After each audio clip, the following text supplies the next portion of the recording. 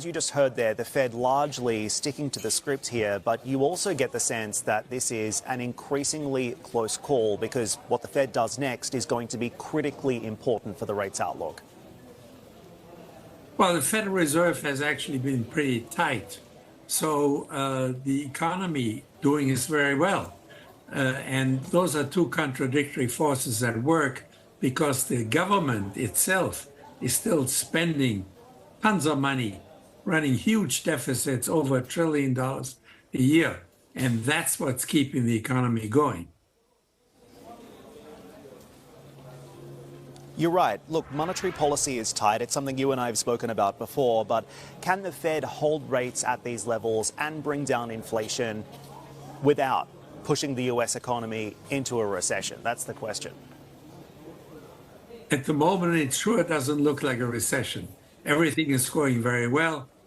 The unemployment rate is very low. Economic growth is 3%. It's a Goldilocks scenario for the time being. But we're building up enormous debts in the United States. So a couple of years from now, we have to pay the piper. So walk me through your expectations from here. How is the Fed going to communicate its next intentions to the market and make sure that market expectations are also aligned with its own policy strategy here? That appears to have been an issue through the first quarter. Frankly, I'm not a great fan of the Federal Reserve running around signaling its next intention. The Fed has been always wrong, or at least very frequently been wrong.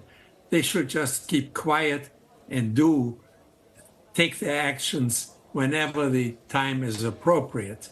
That's the way it was done in years past under Chairman Volcker and Chairman Greenspan, rather than having 19 people running around trying to signal what's going to happen next. That is, I think, not very productive in my view. So how many cuts do you think they can get through this year, and when do they start? They probably will have 3 cuts, but there's a time in the fall when it's very difficult to do any additional cuts or changes in policy because we, as you know, we have a big election coming up in November, and you don't want to be cutting right before an election. On the other hand, you don't want to postpone a necessary cut because of the election. So at that time, the Federal Reserve probably has an even-keeled policy, staying away from any additional actions that could be interpreted as being political, which the Federal Reserve does not want to do. Indeed, and that's why Powell's really walking a tightrope here.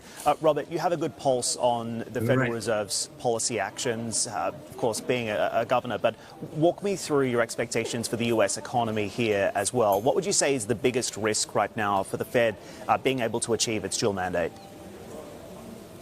The biggest risk over the longer term is clearly the government deficit, which is building up. And there are several funds like Social Security Trust Fund. They're running out of money, and they stand the chance to go broke. Same thing is true for Medicare, and actions have to be taken to shore up these funds. Otherwise, we will be in big trouble a few years from now.